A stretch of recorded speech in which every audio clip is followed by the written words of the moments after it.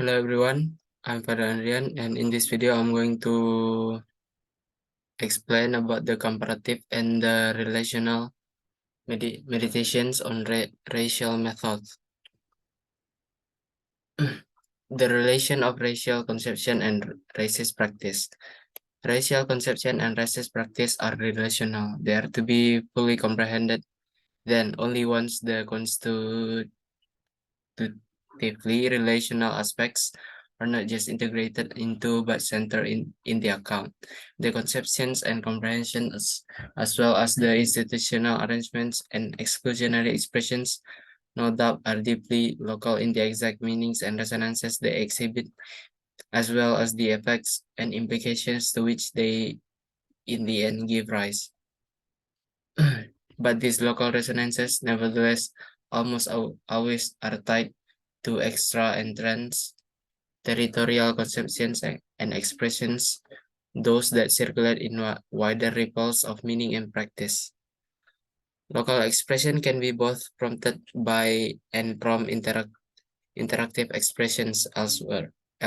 They come and go with travelers, mail and commerce governing ideas, mail and media, letters, newspaper, books, comics, magazines, journals, sermons, lectures, radio and television programming, etc.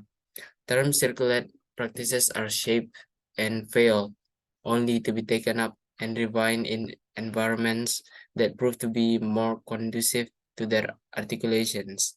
Ideas and practices from one place interact with conditions and expressions tried and tested elsewhere. A, comparat a comparativist analytic might enable one to indicate how ideas and practices in one place, a nation, state, have taken on a meaning, a nuance, a color, or an impact different to expression elsewhere, but it fails to account for the interactive relation between repressive racial ideas and exclusionary or humiliating racist practices across place and time, and unbounded by the presumptive divides of state boundaries.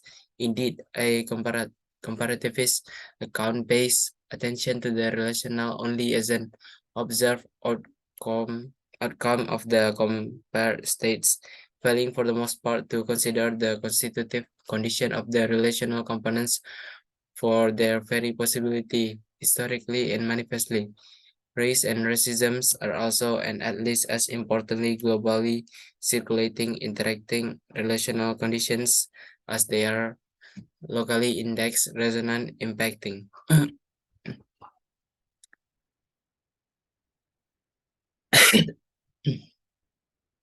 Racism in the eye of Frank Dick Otter. He dismisses standard accounts of racism as trailing on understanding it as a uniform phenomenon, as if there were only one form of universal in its origins, causes, meanings, and effects. By contrast, he insists racisms are not fixed or static entities, but interactive, taking up appropriation, differential usage, and resignification as key to understanding the rapid spread of racist worldviews in parts of the world outside Europe. Dick Otter at least points in the right direction, although he starts out well. He all too quickly seems to choose the cul-de-sac fork in the road. His account bogs down in an argument for recognizing the unique national traditions of racist articulation in areas of the world outside of Europe, such as Japan, China, and parts of West Africa. Far from enabling a robust relational account, Dick Otter's is an interactionism among already constituted discrete national configurations, suggesting perversely exactly the sort of universalism of racisms he claims to reject. People across our continents, he concludes, express profound interest in the outward appearance of people and are likely to divide people along some sort of racial classification, white and black being poles now adopted almost everywhere. the globalization of racism.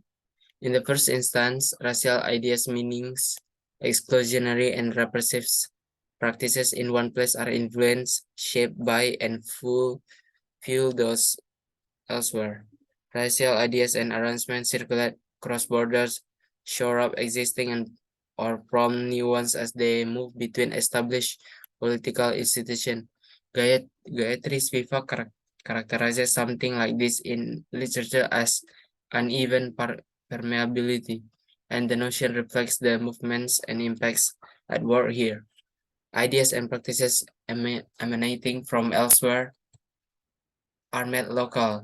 Local practices that appear homegrown more often than not have a genealogy, at least in part, not simply limited to the local.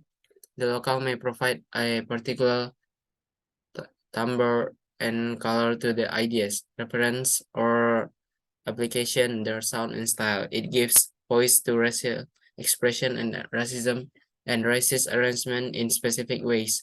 But while the accent may be unique as to the semantic content and even the syntax, their influences and implication most often are not.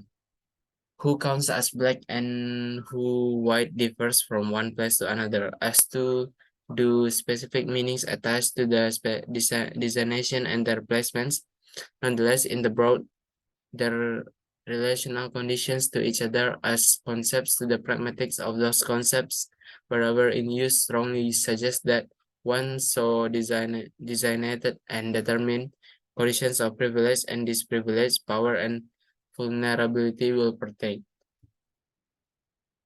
Racist arrangement anywhere in any place depend to a smaller or larger degree on racist practice most everywhere else. Absent racist institutionalization most everywhere else local, at least in every place marked by modernity. Racist expression, if not disposition, will certainly be less resonant and impactful, if not quite cease in significance altogether. The support racial thinking and racism here gets from there, both as a symbolic matter and materially sustains and extends the impacts. This, in short, might be characterized as the globalization of the racial than the globalization of the globe. The globalization of the racial is predicated on the understanding that racial thinking and its resonances circulated by both in the European voyages of discovery imported into the impact zones of colonization and imperial expansion.